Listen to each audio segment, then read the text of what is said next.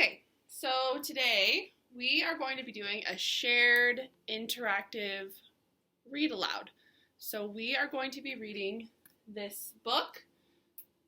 So how do we know the title of our book? How do we know? Letters. That's so true. So there's a lot of letters on this page though. One's very bold and dark and one's not so bold and dark. How do we know which one is the title? What do you think, Sophia? Because it's the top one. The top one. I think that you're very right. So the title of our book today is Very Last First Time.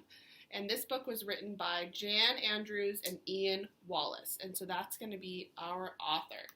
So this book is about an Inuit girl. Does anyone know what Inuit means? Leo? It was a Native American tribe in the northern parts of Canada and the United States. Amazing. Yes. So an Inuit person is someone that lives in northern Canada. So this story is about an Inuit girl named Eva and about how she goes underneath the ice and collects mussels for her family. So we're going to find out about how she adventured under the ice and what happened down there. So we're going to do a little bit of a picture walk and go through the book and make some predictions about what we think is going to happen in our story today. So does anyone know what a prediction is? Leo? Prediction is a hypothesis of what you think is going to happen in the near future. Sure. So we're going to go through this book and we're going to look at some pictures and we're going to try to predict what we think is going to happen in our book, okay? So let's see. Let's go to, this page. Okay. So from looking at the photo, what do we think is going to happen? What's our setting of the book look like? Sophia? It looks like they're going to the ice to dig the hole. You think so? I think that's a good prediction too because they have some tools, they're pulling it, they're going through their community. It looks like they don't really have any roads. Do you think this is set in a city or maybe in like a rural place because it doesn't have any roads? What do you think? I think it might be in Not a city? Yeah, I think you're right. So let's go through. So here we see they're walking. It looks like they're meeting with a crowd of people. It looks like they have a plane.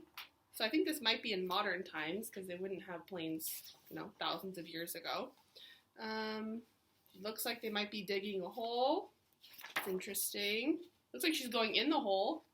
That's kind of interesting too. Dangerous. Seems a little dangerous. That's true. It seems like she might run into some danger down there. That's kind of a cool picture. Does it look like she's underwater or maybe under the ice? Looks like Kind of an interesting picture. under the ice. Under the ice? That's a good prediction. All right.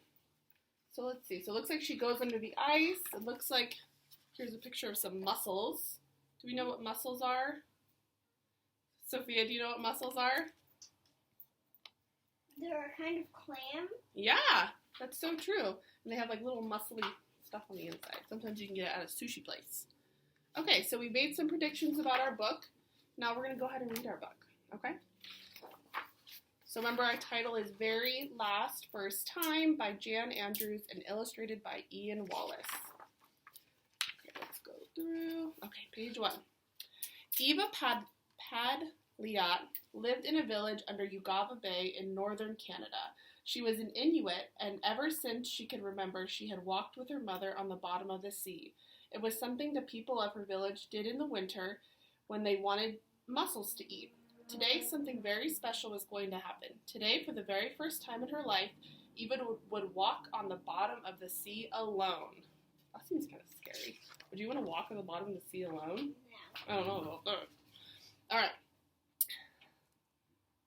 So Eva got ready. Standing in their small, warm kitchen, Eva looked at her mother and smiled. Shall we go now? I think we'd better. We'll start out together, won't we? Eva's mother nodded. Pulling up their warm hoods, they went out.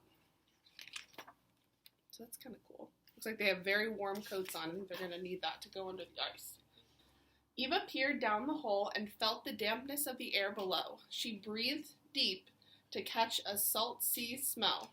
Good luck, Eva's mother said. Eva grinned. Good luck yourself. Her eyes lit up with excitement, and she threw her muscle pan into the hole. Then she lowered herself slowly into the darkness, feeling with her feet until they touched a rock and she could let go of the ice above. So we were right. She's going down beneath the ice to get muscles. I love this picture. In a minute, she was standing on the seabed. Above her in the ice hole, the wind whistled. Eva struck a match and lit a candle. The gold bright flame shone and glistened the wet stones and pools at her feet. She held her candle and saw strange shadow shapes around her. The shadows formed a wolf, a bear, a seal, and a sea monster. A seal sea monster. Eva watched them, and then she remembered, I'd better get to work. So on this page, the author says that there were shadows that formed a wolf, a bear, a seal, and a seal sea monster. So can we see any of those shadows in this photo? Yes. What can you see? A bear. A bear? Where? Over here? Yeah. That looks like a bear or a wolf. I also see something that looks like a bear up here. So, do we think that these animals were actually under the ice with her? Was it actually a bear or actually a wolf? No. Why do you think the author or the illustrator would draw those things in there? Why do you think that they would do that? I don't know. You don't know? Do you have any ideas, Leo? Maybe it's just because they thought, at the time, it was just something that popped into their head. They thought this is a good idea to put in here. This is a good idea. Just as a shadow, just as an abstract idea. Sure. Yeah, so they were kind of trying to play on her imagination. Those are kind of scary things. Those aren't kind of fun things. Those aren't like bunnies and other cute things. Those are kind of scary. So they might be trying to make it look a little bit more scary. It's interesting. All right. Next page.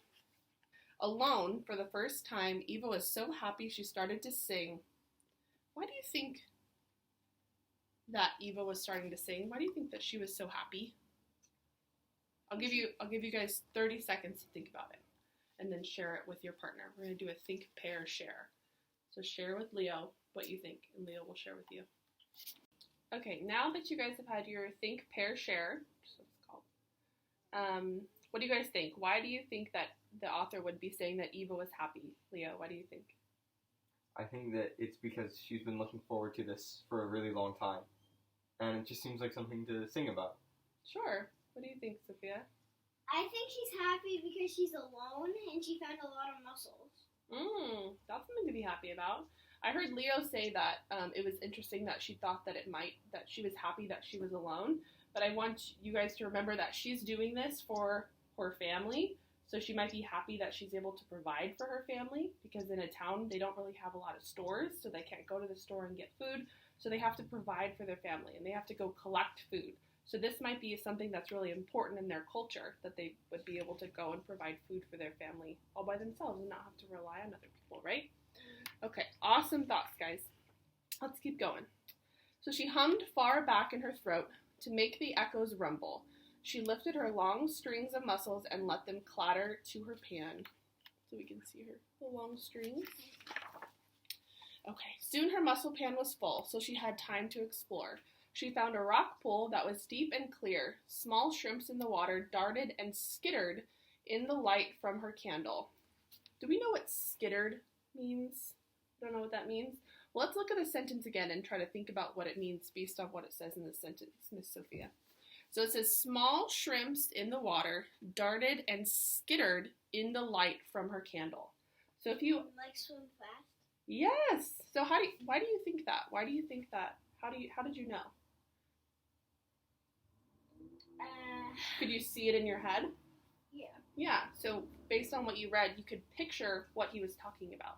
And so, like, if they were moving away from the light, kind of like, bloop, that's what skittered means. It means to, like, move quickly.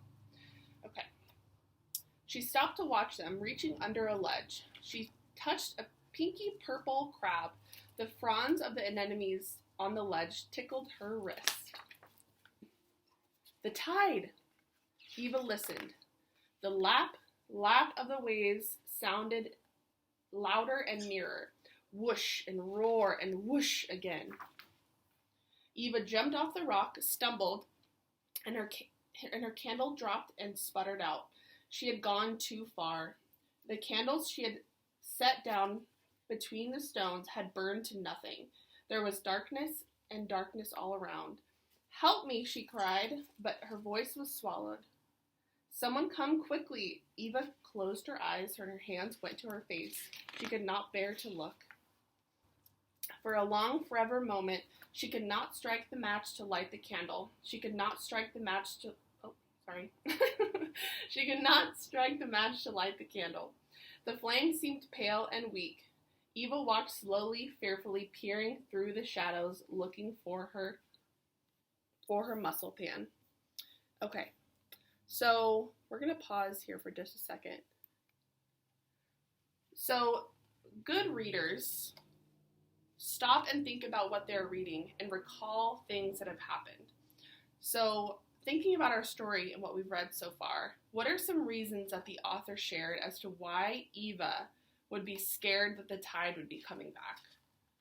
What do you think? Because she could drown. She could drown? That's scary. That's a scary thought. What do you think? She may be afraid of the tide because it will become full, and yes, she would either be one, swept away, or two, drowned. Yeah, she would be stuck under the ice. Right. Because right now we know that she's under the ice. Right. And we know that tides come in and out, like when we're at the beach. Sometimes they're really low and sometimes they're really high. So if we think about it, when the tide's really low, that's what's happening right now. The tide's super low and she's underneath the ice, so she's able to walk around and collect mussels. So that could be really scary. And we can think about all the things that they've talked about, like she's under the ice, she's collecting mussels, she has tools. We know that she had to chisel her way into the ice. So if the tide comes back in, she's going to be stuck. And that's scary. All right, let's keep going. At last, she found it and ran stumbling to the ice hole. Then looking up, Eva saw the moon in the sky. It was high and round and big. Its light cast a circle through the hole onto the seabed at her feet. Eva stood in the moonlight. Her parka glowed. Blowing out her candle, she slowly began to smile, and by the time her mother came, she was dancing and skipping and leaping in and out of the moon glow circle, darkness and light in and out. "Eva," her mother called. "I'm here," she called back. "Take my mussel pan." Eva scrambled onto a rock and held the pan up high to her mother. Then her mother's hand reached down and pulled her up through the hole. That's a pretty cool picture. That's supposed to be all the moon. The moon glows. Okay. Squeezing her mother's hand, Eva saw the moon, shining on the snow and ice, and felt the wind on her face once more. That was my very last first time. So there's our title. For walking alone on the bottom of the sea, Eva said. The end. Did we all like that story? Yes. That was a really good story. Okay. So now that we've read this book, you're going to have an activity that you're going to have to do. You're going to have an activity that you're going to have to do. And you're going to have to use what you learned in the text and use what we learned about the story. And you're going to have to write one paragraph, just a couple sentences, like 3 or 4 sentences, and talk about a time that you had to do something for the first time and that you may have been nervous about, and what you did to overcome that time. Just like Eva did, right? She did something for the first time. So that's what we're going to do as your extended learning. And that's all. Thanks, guys.